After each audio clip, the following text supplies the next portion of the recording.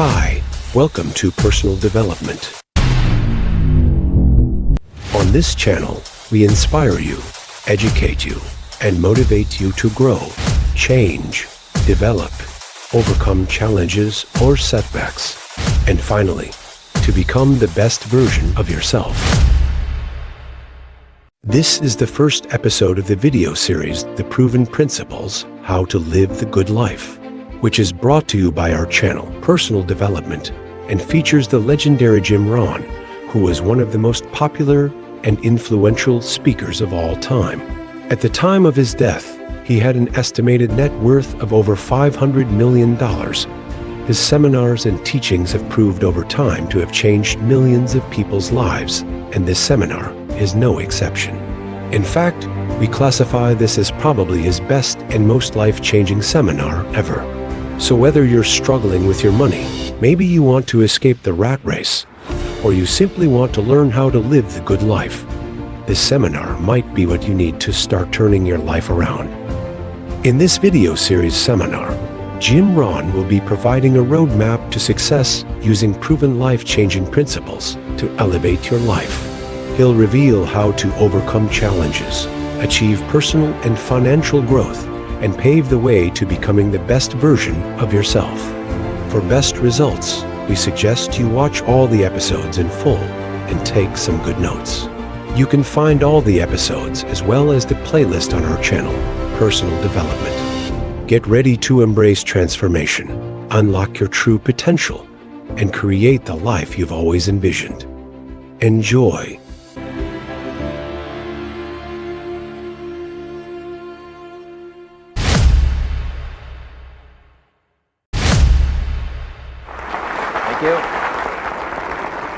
Thank you very much. Did you hear what the cow said to the farmer on a cold winter morning? Thanks for the warm hand. Anyway, it's going to get better, so don't panic on me. I start small. Nice to see all of you. How many of you have never seen me before? This is your first time? Oh, wow, most of you, okay. I keep thinking for sure I'm more famous than that, but you know, that is the truth. I'm delighted to be here. Been looking forward to it for a long time. And it's nice to be back. You know, I was here not too long ago. It's nice to be invited back. It says something when you're invited back. It doesn't say everything, but it says something. Maybe it says, let's give him one more chance, right? See if he can get it right this time. But I'm delighted to have all of you here. We're going to spend the day together. I feel two major responsibilities, and I'm sure you can guess what those are.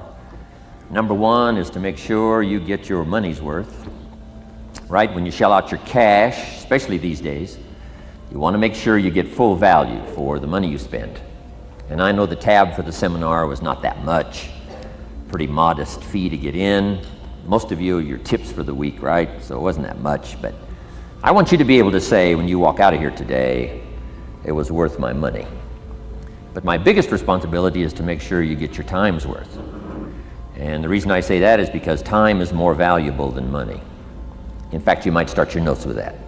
Time is more valuable than money.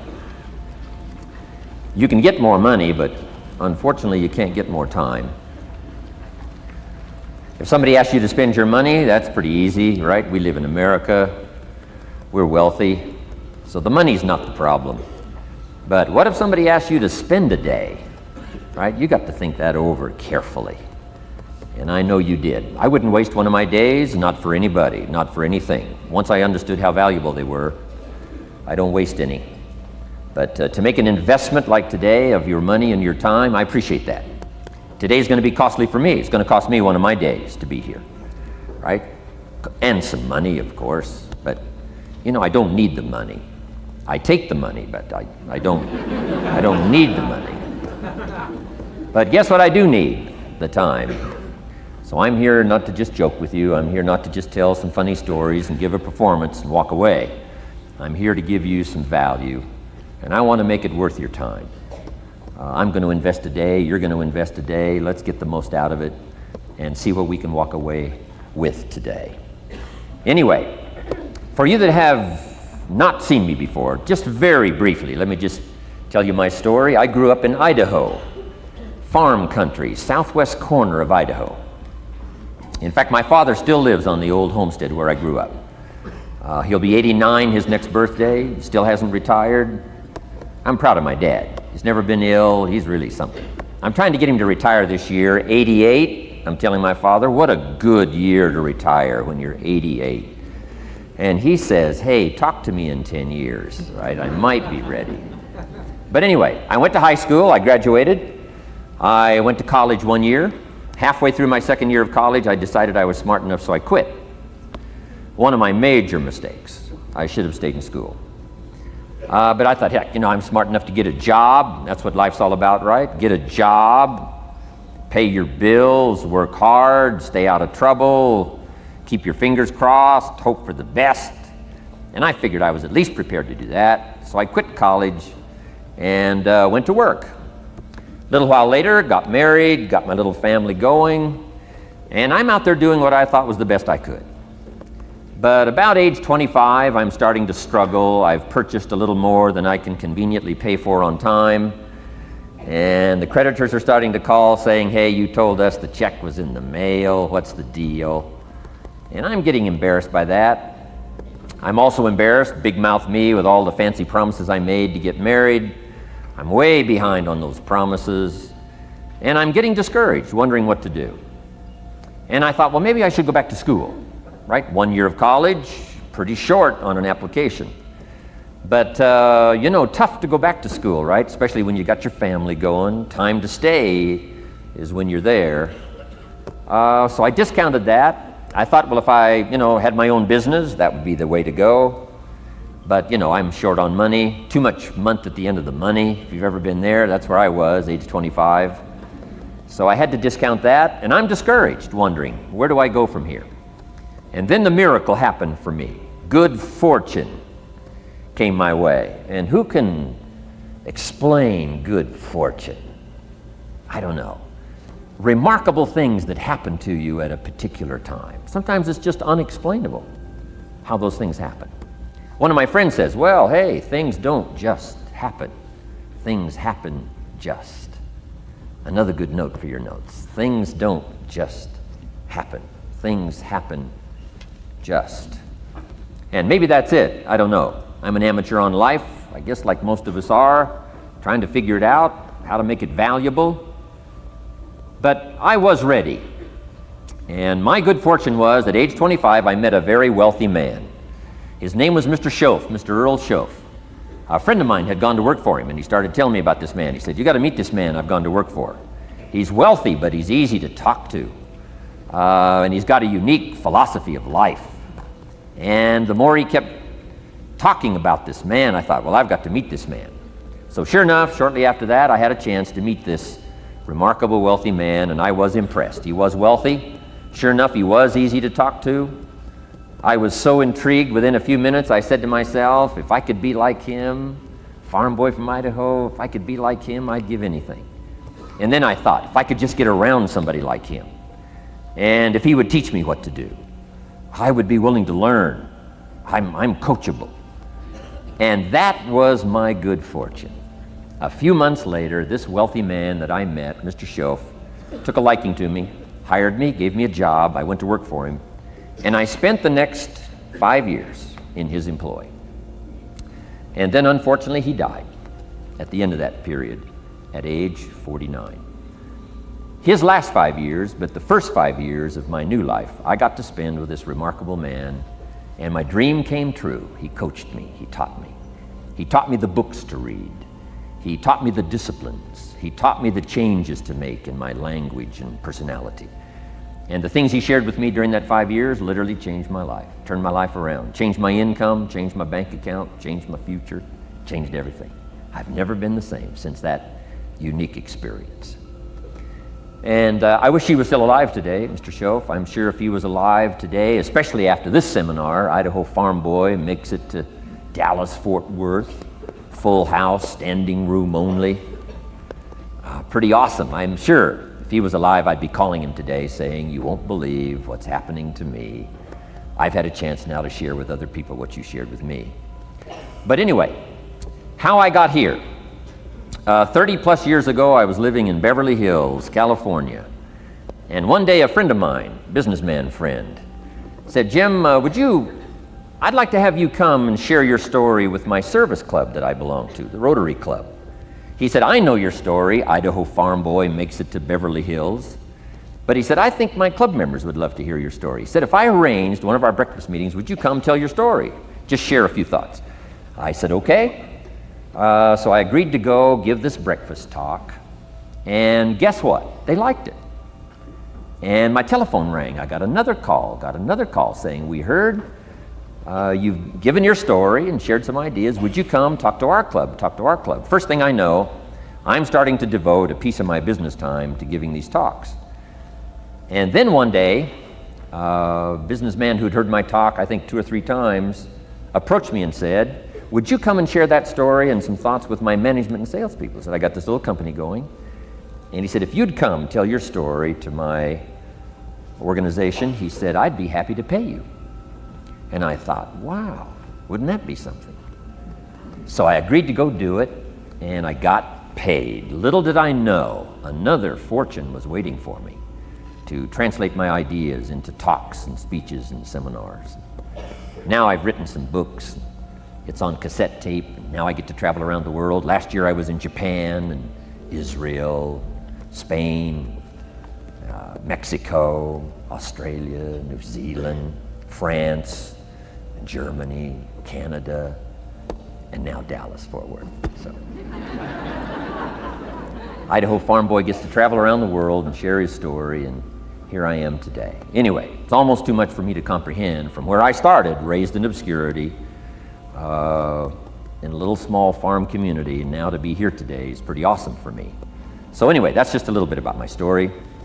My story is probably more intriguing for me than it is for you, but I wanted to hear it again, so I thought I would just, bore you with it.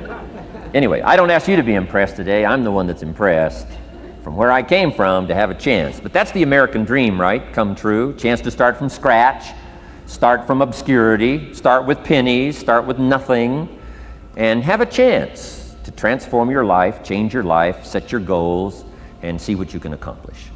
So anyway, that's how I got here, and I'm just delighted that this day has arrived, and I truly want to make it valuable for you. Let's go to work.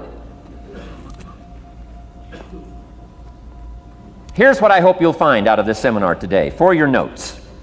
Here's what I hope you'll find. Number 1, sincerity. Above all else today, I hope you'll find me sincere. Best place for people to start to communicate is sincerity on both sides. I'm sure you're sincere or you wouldn't be here today, right? To spend this kind of money, to spend this kind of time, roll up your sleeves today, go to work like I am, and get this message. You've got to be sincere. So I assume you're sincere. Now I want you to see me sincere. But I've got a good note for you to make. Sincerity is not a test of truth. Important note to make. Sincerity is not a test of truth. We must not make the mistake of saying he must be right, he's so sincere. That would be a mistake. And here's why. It's possible to be sincerely wrong. So we don't mistake sincerity for truth, right? Sincerity is only a test of sincerity. Truth has to yet be tested by truth, okay? But hopefully you will find me sincere and truthful. Next, a combination of things I hope you'll find here today. Ideas plus inspiration. Ideas plus inspiration. Ideas, business ideas and social ideas and personal ideas, we all need ideas. Right? How to have a good day ideas, how to have a good year ideas, how to have your best year ever ideas, good health ideas, personal relationship ideas, how to deal with your family ideas, sales management ideas, financial freedom for the future ideas. We all need good ideas. So today, I hope you gather up by notes and by what you can remember a lot of ideas. I want to share as many with you as I possibly can in the time constraints we have. Today's going to go very rapidly. I used to think a day like this was a long day. Found out it's a pretty short day. But I'm going to go as fast as I can, share with you as many ideas as I possibly can. And here's why. Ideas can be life-changing. Ideas can be life-changing. And sometimes all you need is just one more in a series of good ideas. It's like dialing the numbers into the lock, right? You got 5 or 6 numbers dialed into the lock. The lock still won't come open, but you don't need 5 or 6 more numbers. Maybe you just need one more. And maybe a seminar like this could do it. A sermon could do it. The lyrics from a song could do it. The dialogue from a movie could do it. Conversation with a friend might do it. That one last piece you need, number. Dial it into the lock, that's it. The lock comes open, there's the door for you to walk through. And maybe this seminar today could furnish that for you. One more idea. I know you've come with a lot already. Sometimes we get the impression, I used to have that I only had this much going for me and I needed this much. Usually not true. And I'm sure not true of this audience, where I find you today, as well dressed as you look today. You know, as fine as you are sitting here today, it isn't that, you've got this much going for you and you need this much. I would assume you've got this much going for you and maybe all you need is just a few more thoughts, ideas, to furnish you some ways and means to turn your life into the dream you want it to be. So, ideas. The seminar is going to be loaded with ideas. I want you to take good notes. But here's what else I hope you'll find here today, and that is inspiration. And who knows the mystery of inspiration? Why some people are inspired and some are not? You were inspired to get here, some were not. Who knows the mystery of that? I don't know. How come you made it? The rest of them didn't make it. We don't know what that mystery is. Some people turned it down. Some people said it costs too much. Some people said it's going to take too much time. Some people are too busy. Right? A lot of different excuses why some are inspired to take advantage of something that comes to town. Others pass it up. We don't know the mystery to that. Here's what I call it, mysteries of the mind. And I just leave it at that. Some things I don't try to figure out. I take the simple approach now. Right? Some people do and some people don't. I mean, that's about as profound as my philosophy is. Some buy and some don't buy. Some go for it and some don't. Some change and some don't. And if you've been around for a while, you can usually work out the numbers, right? Out of 10, 3 do, 7 don't. Whatever business you're involved in, pretty soon you got this ratio going. The ones that do, the ones that don't. You say, well, why don't the ones that don't, how come they don't? We don't know. I just leave it as a mystery. I used to try to understand all that. I just take the simple approach now. The guy says, this happens to me, this goes wrong for me, and all this stuff goes wrong for me. How come all this stuff happens to me? I say, I don't know, beats me. The best I've been able to figure out is those kind of things always happen to people like you. I mean, right? That's the best I got. I don't know. I'm an amateur on this stuff. What do I know? So just take the simple approach, right? That's how it is. Who knows? Interesting story says the day the Christian church was started.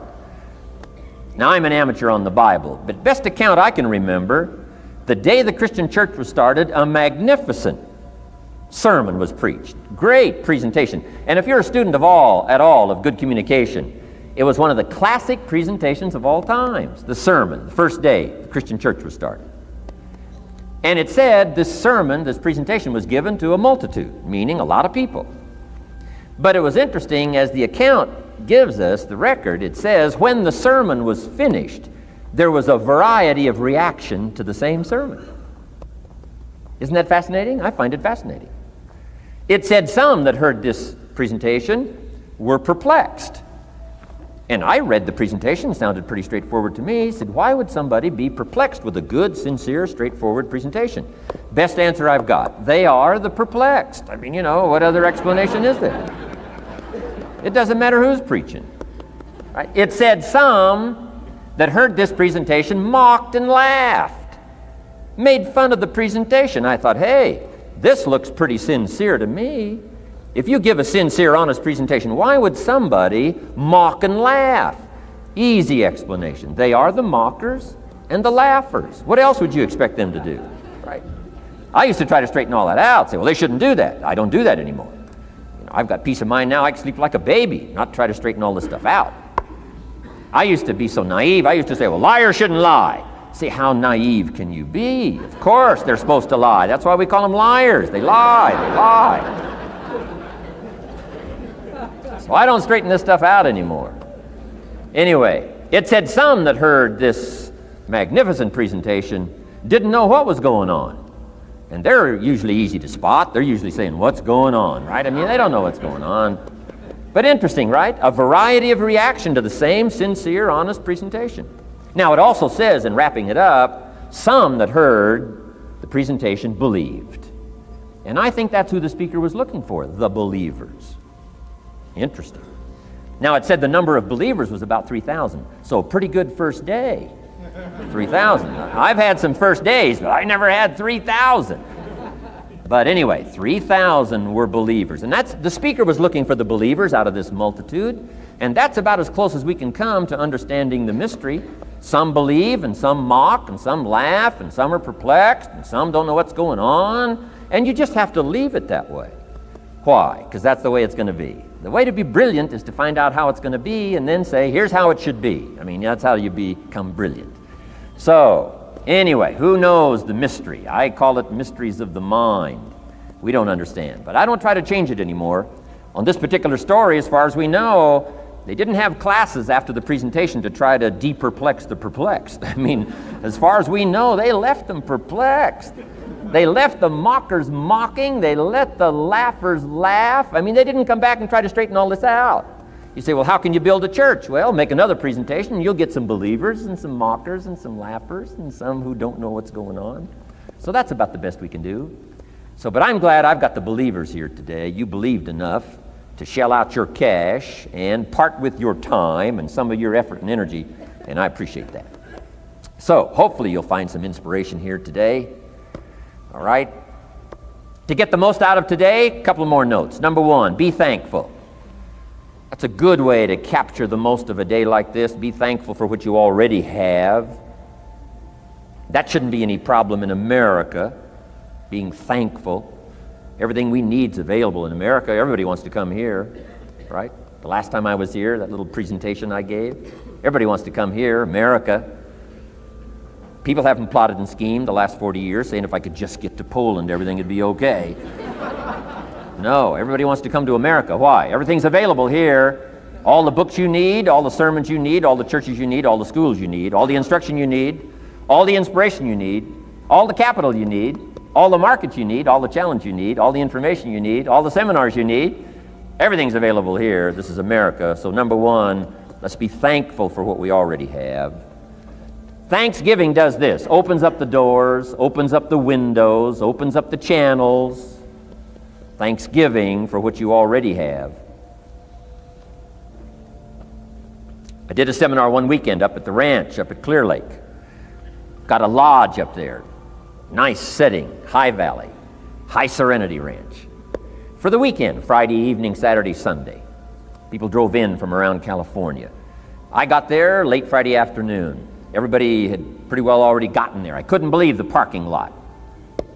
Continentals and Eldorados and Mercedes and Cadillacs and unbelievable. Ferrari, one Rolls Royce, unbelievable. I walked in, good-looking crowd about like this, sitting there ready for the weekend seminar. My opening remarks were, ladies and gentlemen, I think the rest of the world would find it strange that we have all come here this weekend to try to figure out how to do better. Right?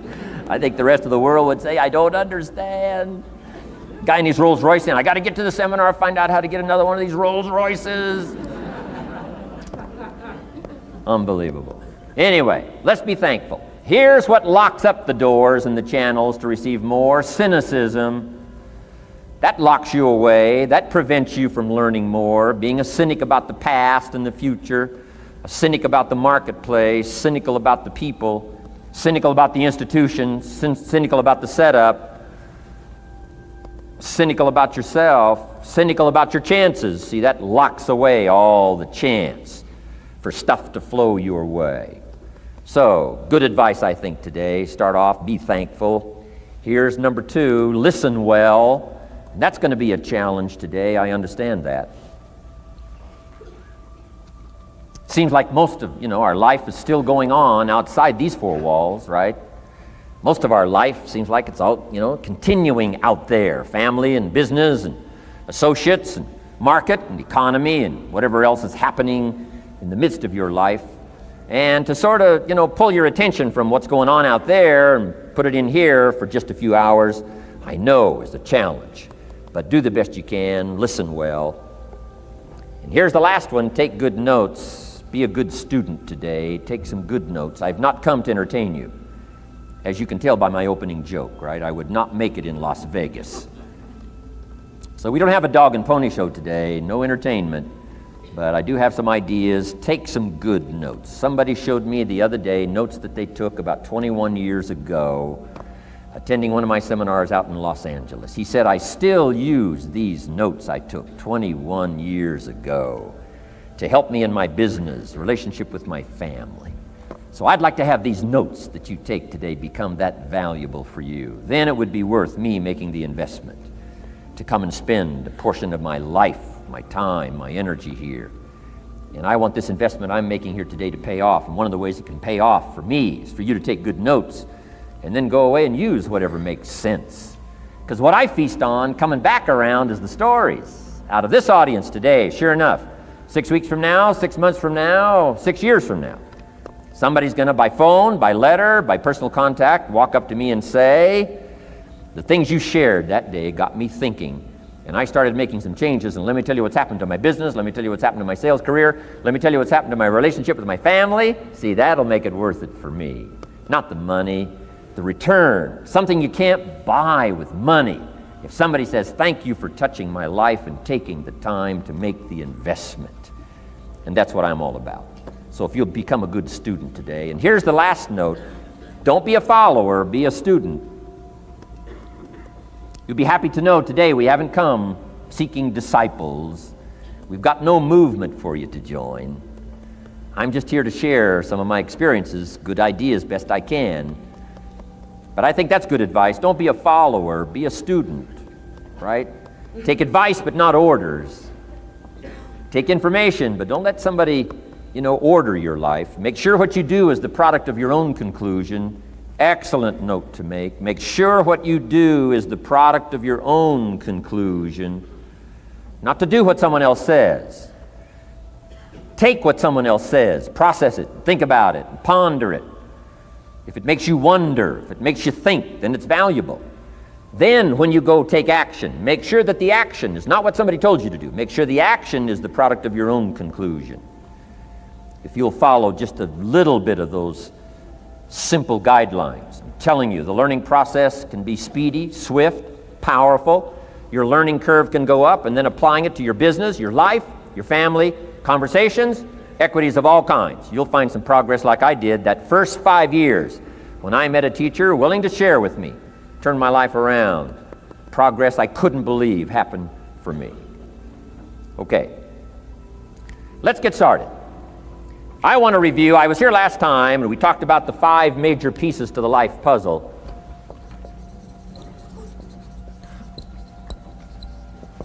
And I just want to review those because it lays such a good foundation for all the rest that I want to share with you today. We got a lot of subjects to cover, so we're going to go rather swiftly, okay? Put on your mental track shoes here and run with me today, because I'm going to deal mostly in concepts. Expect you to, fill in a lot of the details, because I've got a lot to share. I want to get through it all. But let's lay this foundation again of the 5 major pieces. Happens to be the title of my latest book. But I think it is so valuable in laying a foundation. It's some of the things I learned between ages 25 and 30. The teacher who taught me so well. He dealt in these fundamentals, we call these fundamentals. We call these basics. Basics for sports, fundamentals for sports, fundamentals for your business, fundamentals for the way you deal with your family, a few simple things. Few basic things that if you practice every day can make all the difference in the world, how it works out. I boiled it down to 5 major pieces to the life puzzle. Let's just review those. Number 1 is philosophy. Philosophy, as I taught the last time I was here, philosophy, in my personal opinion, is the major determining factor in how your life works out. Philosophy, the major determining factor in how your life works out. Philosophy. To form our philosophy, you got to think. You got to use your mind. You got to process ideas.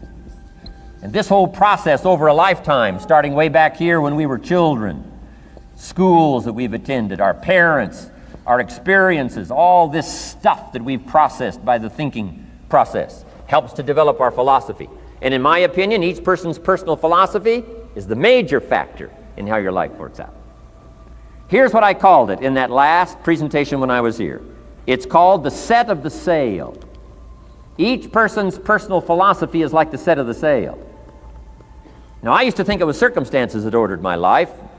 If someone would have asked me at age 25, Mr. Rohn, how come you're not doing well? Pennies in your pocket, creditors calling, nothing in the bank, behind on your promises to your family, you live in America, 25 years old, got a beautiful family, every reason to do well, and things are not going that well for you. What is wrong here? It would not have occurred to me to blame my philosophy. I mean, it would not have occurred to me. Saying, well, I got this lousy philosophy, and that's how come I got pennies in my pocket and nothing in the bank, and things aren't working well. That would not have occurred to me. I found it much easier to blame the government. Much easier to blame the tax problem. I used to say taxes are too high. Top tax rate when I first started paying taxes, 91%. Back then, when your income reached a certain level, all your income over that, 91%. So I used to say that's too high. Now the top tax rate's about 33%. But people are still saying what? Taxes are too. See, but you can't use that anymore. If it's gone from 91 to 33, how could it be too high? Come on. I threw all that old excuse stuff away. Some people found it though, and they're using it these days. My old list. I used to blame the traffic, the weather, used to blame circumstances, right? People say I'm too tall, I'm too short, I'm too old, I was raised in obscurity, raised on a farm, parents of modest means, all the stuff. If you were to ask me, how come you find yourself here, Mr. Rohn, age 25, living in America, land of abundance and opportunity, pennies, zero in the bank, not doing well, creditors calling, it would not have occurred to me to blame my philosophy. I found it easier to blame the company policy. I used to say, if this is all they pay, how do they expect you to do well? So I figured that, my future was going to be tied to what everybody else was arranging, the economy and, right, interest rates. I used to say things cost too much. That was my whole explanation, not my philosophy, until my teacher taught me better that this is where the problem was, my own personal philosophy. Here's what's exciting about each person's personal philosophy. That's what makes us different than dogs and animals and birds and cats and spiders and alligators. That's what makes us different than all other life forms. The ability to think, the ability to use your mind, the ability to process ideas, and not just operate by instinct. In the winter, I'm telling you, the goose can only fly south.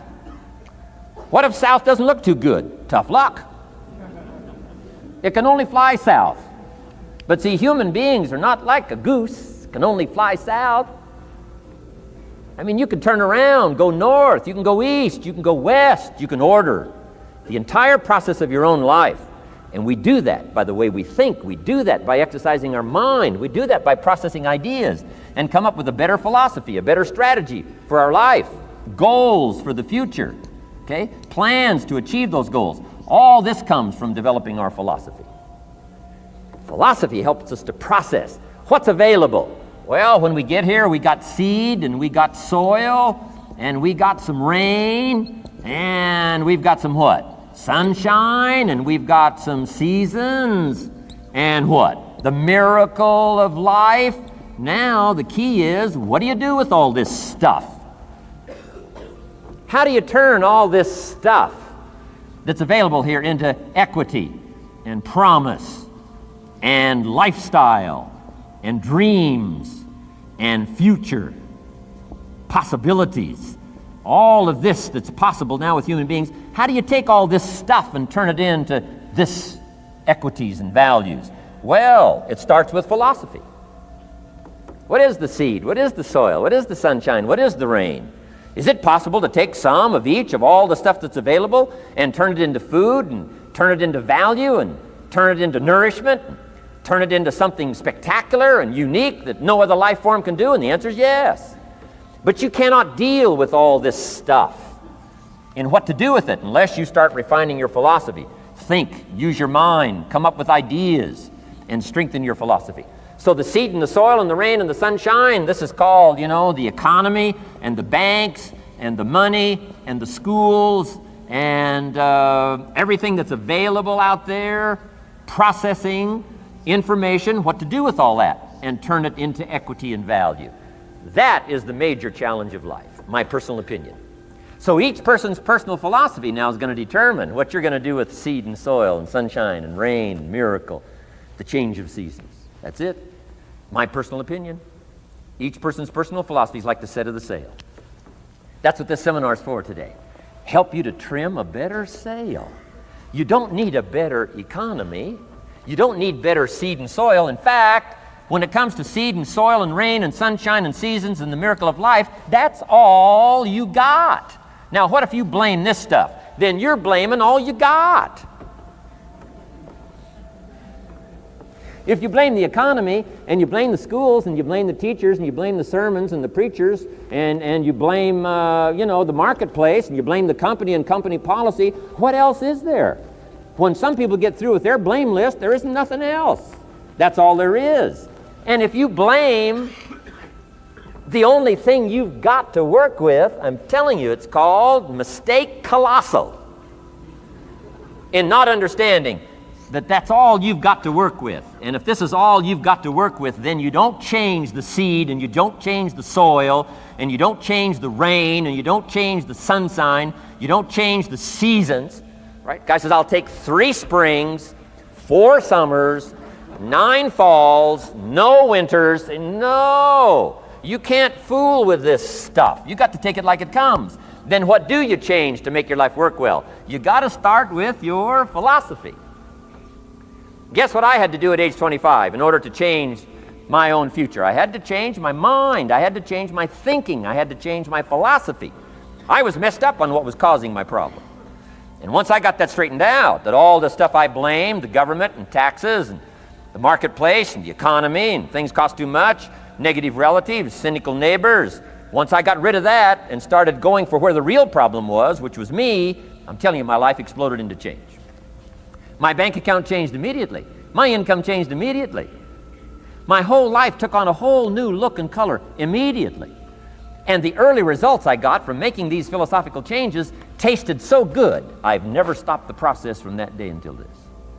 And I'm telling you, with a little consideration of the refinement of your sail, by setting a better sail, refining your philosophy, your whole life can start to change from today on. You don't have to wait till tomorrow. You don't have to wait till next month. You don't have to wait till spring. You don't have to wait till 93. You can start this whole process immediately. I recommend it. Now, some people do so little thinking, they don't even have their sail up. I mean, you can imagine where they're going to wind up at the end of this week, at the end of this month, at the end of this year. Now's the chance to change, process all this information. So number 1 is philosophy. Okay. And we dealt with all that, where we get ideas from personal experience, from other people's experiences. I don't want to get into all those details because we covered that the last time I was here. But philosophy, that's number 1, my personal opinion. Each person's personal philosophy. Here's the definition of success and failure. Just make this note. Here's failure. A few errors in judgment, repeated every day. Now, you can automatically assume, Mr. Rohn, I say, I can understand that. A few errors in judgment repeated every day. For 6 years?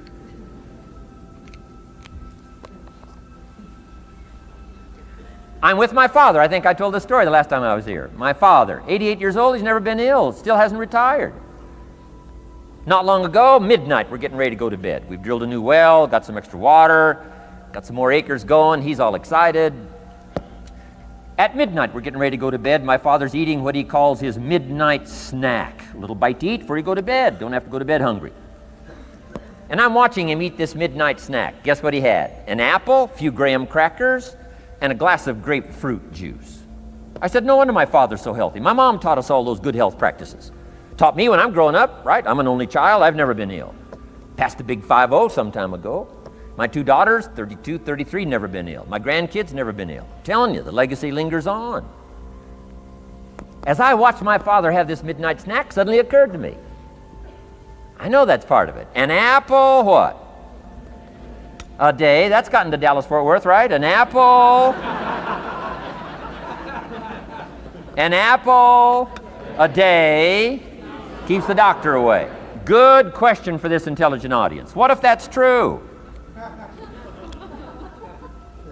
You say, well, Mr. Rohn, if that's true, that would be easy to do. Then what's the problem? It's easy not to do. It's easy not to adopt it as your own personal philosophy. Or the guy messed up the saying. Guy says a Hershey bar a day. Say, no. You've been watching too much television. It is not Hershey bar. You got to be smarter in philosophy than to fall for the Hershey bar a day when it's an apple a day. You got to be smarter than that. And if you make that kind of an error in judgment every day for 6 years, I'm telling you, it'll accumulate into disaster. Sometimes the first year you say, well, you know, I'm so healthy now, what difference is it going to make? You got to be smarter than that. Just because disaster doesn't fall on us at the end of the first day doesn't mean disaster isn't coming. You got to be so smart that you look down the road and say, will the errors in my present judgment of philosophy, what's that going to cost me in 1 year, 6 years, 1 month, 6 months? I'm telling you, the money cost and the health cost and the success cost is too gigantic if you'll look down the road a little ways and say, are there errors in my current judgment like an apple versus a Hershey bar? Is that just a good illustration of some of the rest of my errors in judgment? If it is, that's where I found myself at age 25. I started working when I was 19. I met my teacher who helped turn my life around when I was 25. That's 6 years. At the end of the first 6 years of my economic life, I've got pennies in my pocket. I've got nothing in the bank. The creditors are calling saying, hey, you told us the check was in the mail. I'm embarrassed. I'm behind on my promises. I live in America. I'm 25-year-old American male. I got a nice family, every reason to do well. And I'm messed up. Now, what's messed up? I used to think it was the community that was messed up, and the country was messed up, and the government was messed up. If those Democrats ever get in the White House, that'll really mess things up. If the Republicans stay in power, that'll really mess things up. The economy was messed up. Interest rates are messed up. I thought all this stuff was messed up. Then I found out that's not what was messed up. I was criticizing the only thing I had to work with. What was really messed up was my own personal philosophy. My own errors in judgment in my own personal philosophy brought me in 6 years to pennies in my pocket, nothing in the bank, and trying to explain why I wasn't doing well, living in America, 25-year-old American male, got a family, every reason to do well. Now, once I understood this, here's the formula for failure: errors in judgment, being lax about developing your own personal philosophy. I'm telling you, it's called accumulated disaster. It doesn't matter whether it's your health or your bank account. Guy's got an empty bank account, probably has high cholesterol. Why? Over the last 6 years, he never paid attention to either one. And it doesn't matter whether it's a dollar, or whether it's your money, or whether it's your cholesterol count. All you got to do is commit the errors, and just because disaster doesn't fall on you at the end of the first day that you don't eat an apple. You say, well, I didn't eat an apple today, and tonight I'm not ill. Well, you got to be brighter than that. Someday you got to leave first grade. The reason we make those first grade desks so small so they won't fit at age 25. I mean, right? You don't belong here anymore. Come on. Now let me give you the secret to success. The formula for failure: a few errors in judgment repeated every day for 1 month starts the weakness, starts the disaster process. You can imagine what happens in 6 years.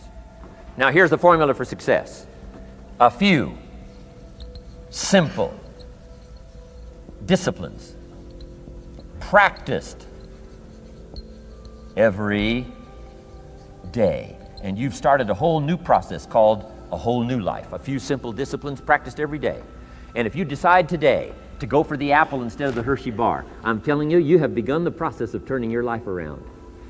And if you keep up that process, not only with your health habits, but with your money habits and with your communication habits, with your sales habits and management habits and every other habit that you've got, if you'll start that process, eliminate the errors and replace it with disciplines practiced, I'm telling you, you can start this process of life change immediately. After today, you don't ever have to be the same again. Only by choice. You don't have to walk out of here the same as you walked in today. Only by choice. You can start a whole new process. And you say, well, Mr. Rohn, is it that simple? Yes, it's that simple. Where else would you start but with an apple? You don't have to start with something staggering. What if you should be walking around the block for your good health and you don't? What'll that do in 6 years? I'm telling you, the word is disaster. You could and you should and you don't. Here's an even stronger word. You won't. I mean, don't might mean you're careless. Won't probably means you're stubborn. And either one's called disaster. Could, should, don't. I'm telling you, that's why at the end of 6 years, I found myself with pennies in my pocket, nothing in the bank, creditors calling. Could, should, won't. Could, should, don't is called disaster. Now, how do you change all that? The next 6 years, I got rich. The next 6 years, I became a millionaire. By the time I'm 31, I'm a millionaire. How about that? You say, well, Mr. Rohn, what happened? Well, strangely enough, during that second 6 years of my economic life, the government was about the same. I'm telling you, taxes were about the same. My negative relatives were the same. I'm telling you, the economy was about the same, and prices were about the same, and everything else was about the same. Circumstances were about the same. Then how come I got rich? How come I totally changed my life? I was not the same. Somebody says, well, what did you go to work on to do all that? I started with my philosophy. I started amending my errors by doing some better thinking, changing my mind, coming up with ideas that I didn't have before I met my teacher. And once that whole process started for me, I'm telling you, I changed my whole life. Within a 6-year period, I was never the same. And I've kept up that process all these years. One of the reasons why I'm here is to continue my craft. I don't want the day to come someday somebody says, you should have heard Jim Rohn 10 years ago when he was really terrific. Guess what I want people to say? I heard him 10 years ago, but you should hear him now. I'm telling you, the man works on his craft. I'm telling you, the man's done some extra reading. I'm telling you, the man doesn't miss a trick. I'm telling you, he's worked hard on himself. That's why he's able to deliver like he does. The same thing can happen for you as a teenager. It can happen to you as a mother, as a father, as a business person, as a salesperson, running a business. Doesn't matter. Management, wherever you find yourself. This is the process called personal change. And what I say to start with is start with your own philosophy.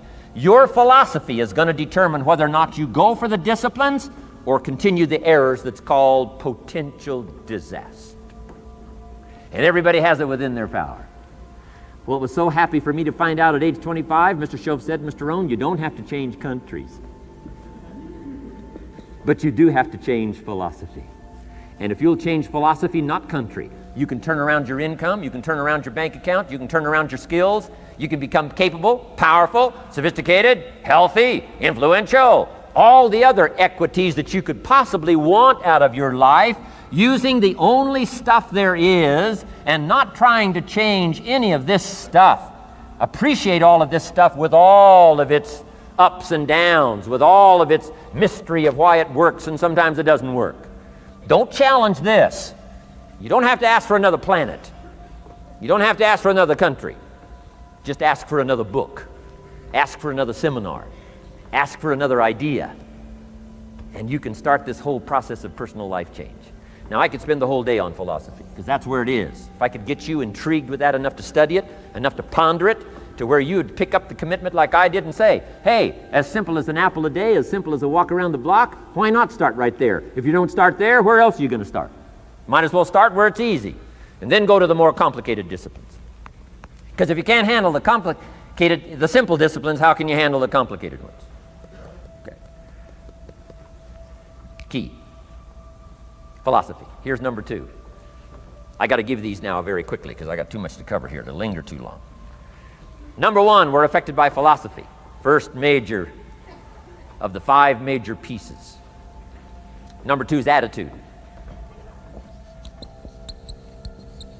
We're affected by how we feel. First, we're affected by what we know and the decisions we make. Second, we're affected by attitude, how we feel. And I gave that quick list. Let me give it to you. It's how you feel about the past. You've got to have a good attitude about the past. Use it as a school, not a club. Don't beat yourself to death with your past. Faults, failures, losses. Let the past be a school. Harsh school maybe. What else is new? Let the past be a school master to teach you. Not to threaten you, but to teach you. Okay. Next, it's how you feel about the future. Set your goals. We'll talk a little bit about that before we finish today. Goal setting. The promise of the future is an awesome force to affect your life every day. Without a future well designed, we take hesitant steps. And all you have to have is hesitant steps for 6 years.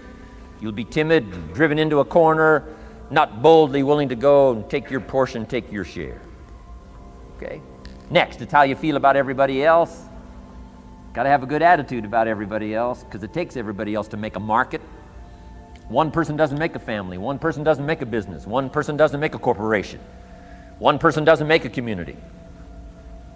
One person doesn't make a nation. It takes all of us to make a dynamic economy, a nation second to none.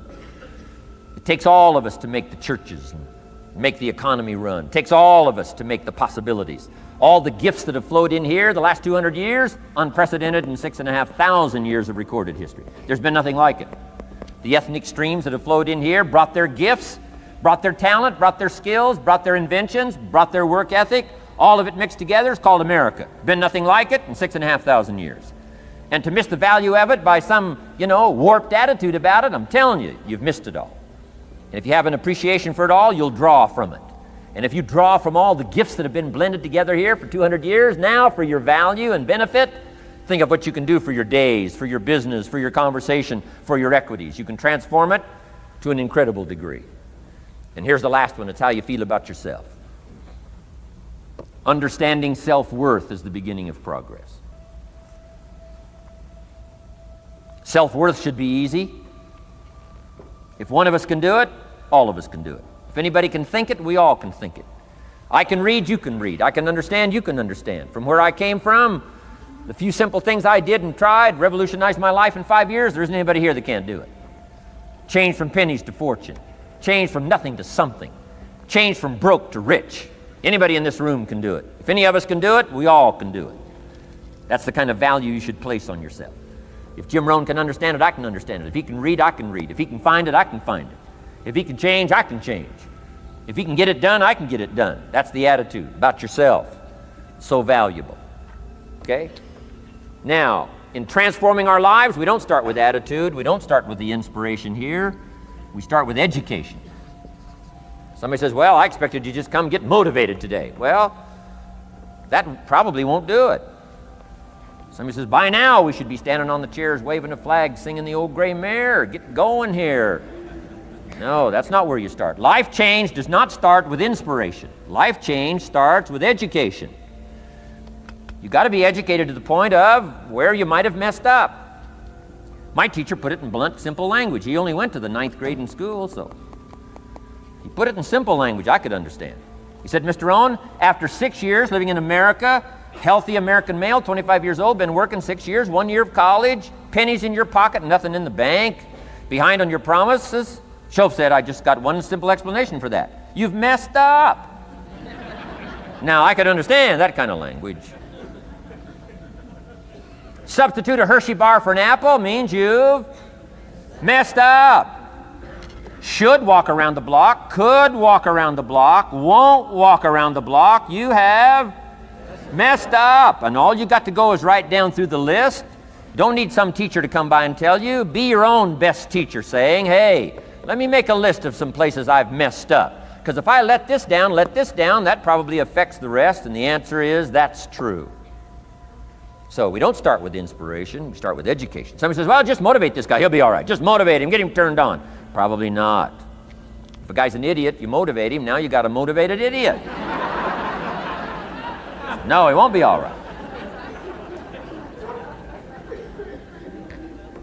So we start with education. What's the first education? If it isn't going well and you live in America, you have messed up. You don't need to change countries. You say, well, the country's messed up. That's like cursing the soil and cursing the seed and the sunshine and the rain, which is all you got. Don't curse all you got. When you get your own planet, you can rearrange this whole deal. But this one, you got to take like it comes. So number 2 was attitude. Here was number 3, activity. This is the work part, the labor part. Taking action. And the activity is the miracle working piece. A miracle being something we don't quite understand how it works. Doesn't mean it doesn't work. It means we just don't quite understand how it works. Miracles work.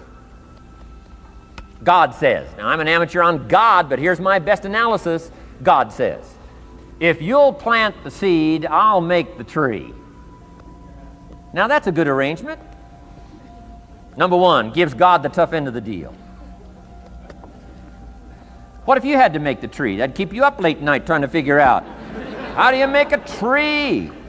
Say, no, I'm telling you, the mystery and the miracle of this stuff has already been set up. God says, I got the miracle going, I got the seasons going, I got some sunshine and some rain, and I'm God, but the way I've arranged that, I just need somebody to plant the seed, not chant. In California, they're trying to chant to get this stuff done. Forget this California stuff. You don't have to rub a crystal and sleep under a pyramid. This stuff's too easy. Getting rich is too easy. Changing your life is too easy. Forget all that. Right? Massive bombard, affirmation, forget all that. My opinion. Ocean waves and seagulls, come on, this stuff's too simple. Just simple, easy stuff. But if you neglect it, that's how it piles up year after year. But if you're willing to straighten it out, and here's one of the keys. It's called activity. It's called disciplines. Turning wisdom from your philosophy and inspiration, the strengthening of attitude and faith and courage, commitment, and all this stuff that comes from attitude. If you're willing to take these 2 qualities, philosophy and attitude, and invest it into activity, you can have a miracle. Anything short of that, no miracle. Wisdom doesn't perform a miracle. Attitude doesn't perform a miracle. The only thing that performs a miracle of increase called equity is called putting wisdom and attitude into discipline, into labor. And this labor now can perform a miracle. And here's the 2 parts to the labor. 1, do what you can. Number 2, do the best you can. Can't give you better advice than that. Number 1, do what you can. You just got to go home and make a list after today. And here's the question to ask as you make this personal list. What am I not doing that would be easy to do? That could greatly change my health, my wealth? What am I not doing I'm neglecting that would be easy to do? Just go home and answer that question personally. You don't have to put the answers on a public bulletin board. This is just all personal stuff. From the walk around the block to the apple to what to do with your money, which we're going to cover today. What does a child do with $1? We're going to cover that today. Errors in judgment, disaster. Few simple disciplines, wealth beyond imagination. And if you'll pick up the activity part, the miracle working part, plant the seed part, take care of your part. The soil will take care of its part, and the seed will take care of its part. The seasons will take care of their part. The miracle will take care of its part. If you'll take care of your part, called putting it into activity, action. Works miracles. 2,000 years ago, on April 13th, one of Jesus' disciples. Now again, I'm an amateur on the Bible, but best as I can remember it, one of Jesus' disciples said to Jesus, "It's time to pay our taxes and we don't have any money." That's how come I know it was about April 13th.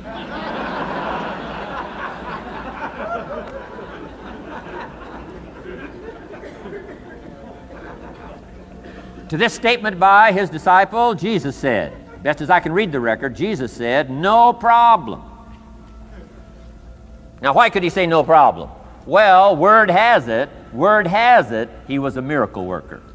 Word has it, if you're a good student of history, word has it, he was a miracle worker. If you handed a problem to a miracle worker, what would he be inclined to say? No problem. You got to hang out with folks like that. I belong to a small group like that. We do business around the world. You hand these guys a problem, they say no problem. What? How many books would they read to solve it? Many as it takes. How early would they get up?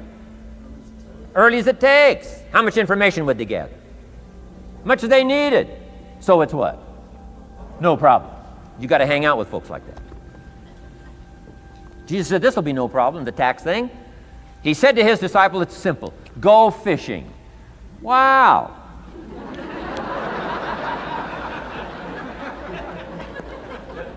Now that was easy for this particular disciple. His name was Peter, and Peter was a fisherman. How clever. How clever. But here's the real problem. If you should fish, and you could fish, and you don't fish, you got no miracle.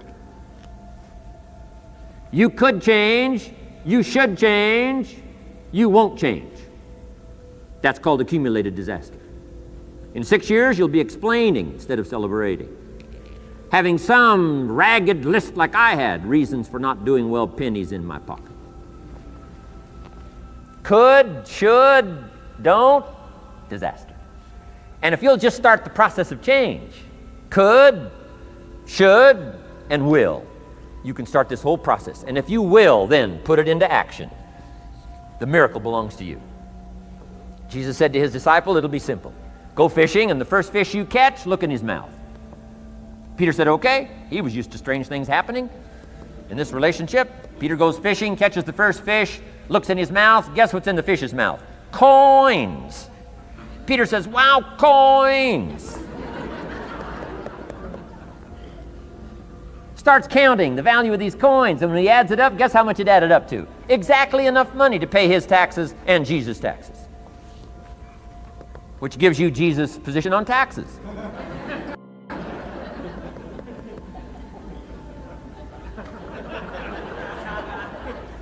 Okay. Now we call that what? A miracle, only because we don't quite understand how it works. It doesn't mean it doesn't work. It simply means we don't quite understand how it works. But here's how you get a miracle going for your life. Number one, do what you can. Get a list of the stuff you could do and you haven't done, postponed, and start cleaning that up. You can't start at a better place for personal change. That'll affect your bank account, affect your future, affect your income, affect everything. You can't start a better life change process than cleaning up what you should be doing. The man says, well, my mother lives down in Florida. Should have written her 6 months ago. I just can't seem to get that letter written. I'm asking you to get that letter written, clean that up, and don't walk like other people walk. Don't postpone like other people postpone. You say, well, is it as simple as writing a letter? And the answer is yes. Where else would you start for life change, personal change? You don't need a pink package to fall out of the sky. You don't need massive bombard, pre-conscious, subconscious. Practice channeling, find a 2,000-year-old guru. I mean, you don't need any of that stuff. Pass on all that. Kids are afraid of that stuff.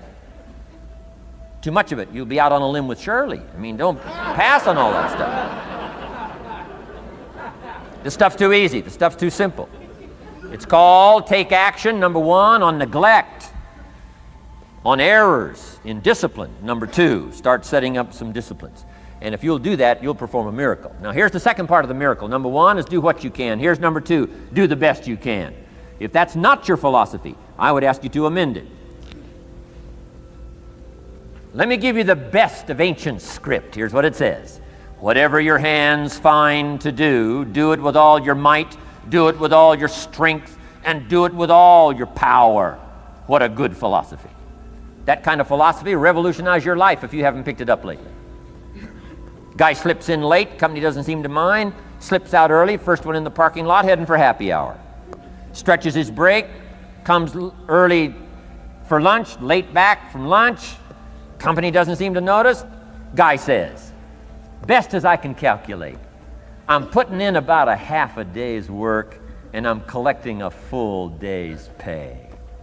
And the guy says, I got it made. Little does he know the seeds of his own disaster are already being sown by the weakness of his own personal philosophy.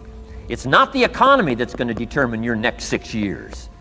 It's your philosophy about labor and about activity and about miracle and soil and seed and sunshine and rain and the economy and the banks and the money and the companies and the schools and what's going on. It's your philosophy and your attitude and then your ability to take action.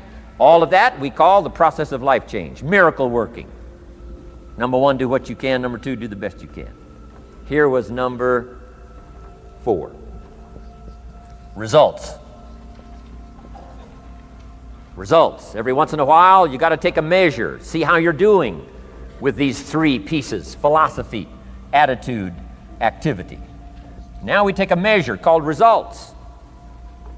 What is the results at the end of the day, the results at the end of the week? You can't let too much time go by without checking. When time goes by, 6 years I'd been out there working when I met my teacher, Mr. Schoaf. Schoaf said, well, Mr. Rohn, let's just go through a little summary here. He said, in the last 6 years, how much money have you saved and invested? Let's go through a little tab list here. How much money have you saved and invested the last 6 years? I said, what? 0. He said, you have messed up. You remember these notes. I like that. You've messed up. He said, who sold you on that plan? I thought, my gosh, the man's right. I'm a nice guy. I bought the wrong plan. What if you were 50 and broke? Right? Didn't need to change countries. Bought the wrong plan. What a sad scenario that would be. But Schoaf said these questions. Let's go through some results. He said, how many books have you read in the last 90 days? I said, what? 0. Wisdom of the world available? Change your life, change your future? Wisdom of the world available? Develop any skill you want, earn the kind of income you want, have all the treasures you want, equities you want, relationship with your family that you want, everything that you want available, and the wisdom of the world to help you get it. Haven't read any books in the last 90 days. My teacher said, Mr. Rohn, you have messed up. I'm telling you, you've got the deal. Schoaf said, Mr. Rohn, in the last 6 months, how many classes have you taken to improve your skills or to develop new skills? Go for the American dream. Become rich and powerful and sophisticated and healthy and influential. How many classes have you taken in the last 6 months? I said, how many?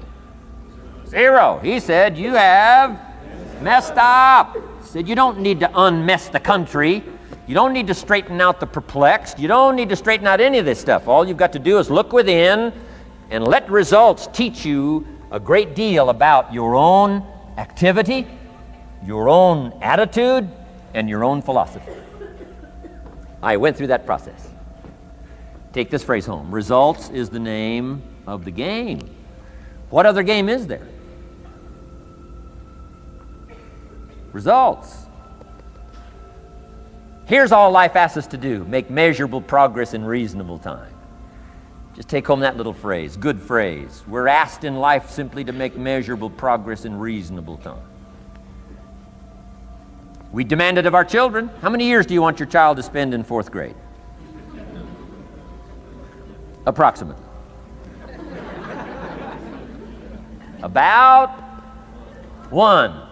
If it looks like they're not going to make it, we pour on the pressure, called legitimate pressure, lack of results.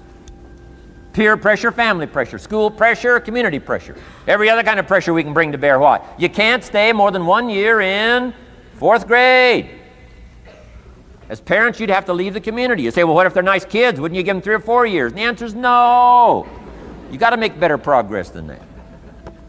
So you got to check fairly often. Some things you got to check every day. Some things you got to check at least by the end of the week. Salesman joins this little sales company. Supposed to make 10 calls first week. Wouldn't it be legitimate to call him in on Friday and say, John, what? How many calls? I mean, this stuff is simple. John says, well. Say, John, well won't fit in this little box here. Well. Now John starts with a story. You say, John, I made this little box so small so a story won't fit. I don't need a story. I need what? A number. A number. What will a number tell me? Everything. John's supposed to make 10 calls. What if he made 20? You say, wow, wow, we got somebody. What if he only made 1 call? Whoa. Will that tell us something about John's philosophy? And the answer is yes. Will it tell us something about his attitude? Of course. Will it tell us something about his disciplines? Of course. And if he wants a lesson in life change, all he has to do is be willing to face the numbers and come up with the results that will teach you to either celebrate if you got good results or fix whatever needs to be fixed in your philosophy, attitude, activity called disciplines. You don't need to go anywhere else. I do believe in affirmations, and they are valuable as long as you affirm the truth. Because it says in ancient scripts, the truth, what? Will set you free. Free to do what? Amend your errors and pick up new disciplines. That's what the truth is for, to help us amend our errors and pick up the disciplines for life change. That's what the truth is for. So I do believe in affirming the truth. If you're broke, best thing to affirm is, I am broke. You put that up on the refrigerator where you can see it every day. I mean, that's how you do that. Now, if you need a little additional affirmation, you just put up there, I'm 40 and broke. I mean, you know, that ought to do it. And if you need just a little more, put up there, I live in America and I'm 40 and broke. That's enough to turn your life around. It says, hey, something is wrong. Somewhere I have messed up. And I'm telling you, if you'll start with that, it's called the process of life change, and it doesn't matter how small the process is to start. One discipline starts it, and then one discipline feeds another, and the first thing you know, you've got this whole cycle in an upward positive motion. And it's called life change. It's called income change. It's called health change. Relationship with your family change. Equities unprecedented that you can have in numbers that will stagger the imagination if you do not curse what's available and start amending what's possible to get the results that you want. I don't think I can put it in any better language. That's it. Kids can do it. Teenagers can do it. Parents can do it. Managers can do it. Right? Government officials can do it. Anybody can do it. Anybody can do this stuff called personal change. Wow. Results is the name of the game. Success is a numbers game. Good note to make. Success is a numbers game. You got to go for the numbers. You got to understand what the numbers are. How many pounds overweight should you be at age 50? Approximately.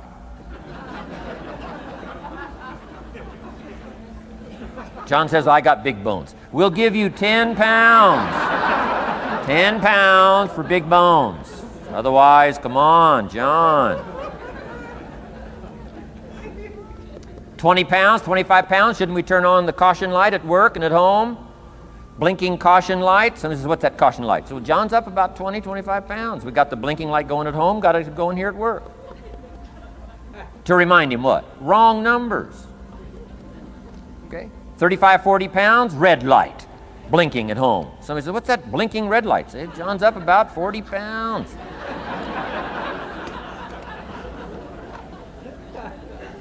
50 pounds, we got the siren. What's that siren at home and at work? John's up about 50 pounds. Cholesterol, almost out of control. Come on. Success is a numbers game. I'm asking you to be mature enough to start checking your own numbers. How many books have you read in the last 90 days? Transform your life. Become cultured, powerful, sophisticated, healthy, influential, all the rest of the stuff you want. How many books? How many classes? How committed are you to taking what's available and turning it into equities unprecedented, since we live in a country that there's been no such country in the last 6,500 years? If you'll pick up that process, ladies and gentlemen, I'm telling you, it's called life change of the best order. Now here's the last one. Number 5 is called lifestyle. Lifestyle is simply learning how to live well. The last of the 5 major pieces. Here's the ultimate challenge of life. I've worked on this, you cannot believe how hard, since age 25. And that is, after applying better philosophy, attitude, and activity, and picking now up results. What are results for? Here's my ultimate challenge on results. To fashion, good word to jot down, fashion. Fashion for yourself lifestyle, or what we call the good life. That's the ultimate challenge. To take your results, take your money, take your results, take the return, take the equities you've gathered, and now fashion for yourself a good life, like weaving a tapestry. And Mr. Shoaff gave me all kinds of examples on lifestyle. He gave me 2 phrases that helped change my life. In case you have to leave early, let me give you these 2 phrases. It'll be worth the price of coming and being here today. Just take these 2 phrases home, in case you have to leave early. Here's number 1. Shoaff said, Mr. Rohn, if you wish to be wealthy, study wealth.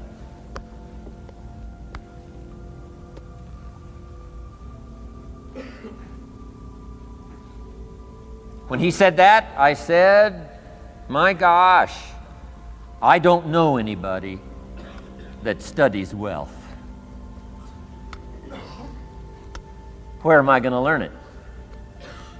He said, never mind, Mr. Rohn, now that you've met me, if you'll be with me for a while, he said, and if you'll commit yourself, he said, I will teach you. And he taught me. He taught me the books. He taught me the stuff. Changed my life. By the time I was 31, I was a millionaire. The man taught me well. If you wish to be wealthy, study wealth. If you were to show me your present economic plan, in a personal conversation between you and me, you say, Mr. Rohn, let me disclose for you my current economic financial plan for the future. Would I get so excited, I'd say, hey, I'm going to go across the country and lecture on your plan.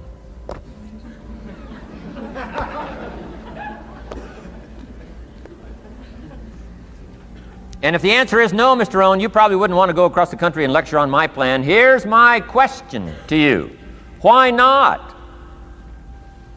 Why wouldn't you have a superior, powerful financial plan that's taking you to the places you want to go? I'm asking you, if you find yourself caught like I was at age 25, make the personal commitment today and say, I'm going to study and I'm going to change, and 5 years from now, nobody's going to be able to say, how come you don't have a superior plan living in a superior country with superior opportunity? Nobody's going to be able to say that 5 years from now of me. If you'll make that commitment, I'm telling you, this will be one of the most exciting days of your life. Not because of my seminar. It'll be one of the most exciting days of your life because of your commitment to this simple little process I've outlined for you. Here was the second phrase. Mr. Shoaff said, Mr. Rohn, if you wish to be happy, study happiness. I didn't know happiness was a study. My best hope for happiness at age 25 was to just go through the day with my fingers crossed. Hoping somehow something would make me happy. Shoaff said, no, Mr. Rohn, happiness is not something you postpone. Happiness is not something off in the future. Happiness is something you design. You got to get the word. Happiness is something you design. Happiness is a study. Happiness is a practice. Happiness is an art. It's not an accident. It's an art. And anybody that wants to can study, practice the art of happy living. Happiness is like culture. Money doesn't make you cultured, but culture is within the grasp of all of us. How much is a book on sophistication in the marketplace? $4,000? No, $40. I'm telling you, in America, everything's available. Everything's within reach. All you have to be is committed to it and make it a study. Culture is a study. Sophistication is a study. It's not an amount. It's not an account. It's a study. Money doesn't make you sophisticated and cultured. I know a guy that's rich. He's a clod. The guy's a clod. Eats with his elbow in his soup. I mean, he's just a clod. Nothing much more pitiful than a rich clod. I mean, it's a sad thing to see. Money doesn't make you sophisticated. Only study and practice makes you sophisticated. Only study and practice makes you cultured. And only study and practice makes you happy. Study and practice makes you rich. Key phrase, don't be lazy in learning. 1, how to do well. Next, how to live well. Don't be lazy in learning and practicing the art of economics, practicing the art of productivity, and practicing the art of lifestyle. Shoaff taught me in such simple terms. Shoaff said, Mr. Rohn, if you're getting your shoes shined, Shoe Shine Boy has done an exceptional job. You look down, you got one of the world's all-time great shines. And you pay him. And now, you got a little change in your hand. Question pops in your mind. Should I give him 1 quarter or 2 quarters as a tip from a neat shine? Here's what Shoaff said. If 2 amounts pop in your mind, always go for the higher amount and become the higher thinking person. That helped change my life. Here's what he said. Become a 2-quarter person. Now you can tell that was a long time ago when a quarter was a good tip. Now it takes dollars. But just substitute 1992 dollars for quarters. Shoaff said, hey, if you are thinking 1 quarter or 2 quarters and you say, well, no, I'll just give him 1 quarter. He said, that'll affect you the rest of the day. The rest of the day you'll look down, see this great shine, you'll say, I gotta be really cheap. 1 lousy quarter, tip from a shine. But he said, if you'll go for the 2 quarters, Shoaff said, you can't believe the extra happiness you can buy for just an extra quarter. That's called studying and practicing the art of lifestyle, which means living well. Money doesn't make you happy. Father wads up a $20 bill, throws it at his son, and says, if you need the darn stuff that bad, take it, just get out of my face. How sad, a father with money and no joy. He studied economics, but he never studied joy. I'm asking you to turn that around. Turn that all around. I did a seminar one time, St. Louis, Missouri. When I finished a seminar like this, a man walked up and said, Mr. Rohn, you've really gotten to me. He said, I'm going to change my philosophy, I'm going to change my attitude, I'm going to change my life, I'm going to change everything. He said, you've touched me today. And he said, you'll hear about me. You'll hear my story someday. I said, okay. Right? A lot of people, right, say things. Sure enough, a few months later, I come back to St. Louis, did another seminar. When I finished my seminar, I saw this man come walking up. I didn't remember his name, but he said, I'm sure you'll remember me as the man who said, I'm going to go make some changes. You've touched me today. I said, I do remember you. He said, I'm telling you, things are already happening for me. I cannot believe in just a matter of months. He said, one of the things I decided to change was my relationship with my family. He said, my wife and I have 2 lovely teenage daughters. Parents couldn't ask for any more beautiful, lovely daughters. And he said, I'm the only one that's given them trouble. He said, these daughters of ours have never given us any trouble. He said, I've usually been the one all these years giving all the trouble and all the static. He said, my daughters love to go to the rock concerts, and I'm always giving them trouble. They have to beg me for the money. He said, I don't want you to go. You stay out too late. The music's too loud. You're going to ruin your hearing. You won't be able to hear the rest of your life. And he said, I just get on their case. And he said, they keep begging. Finally, when they beg long enough, I say, all right, here's the money. If you have to go that bad, just go. So that's how I've been up until now.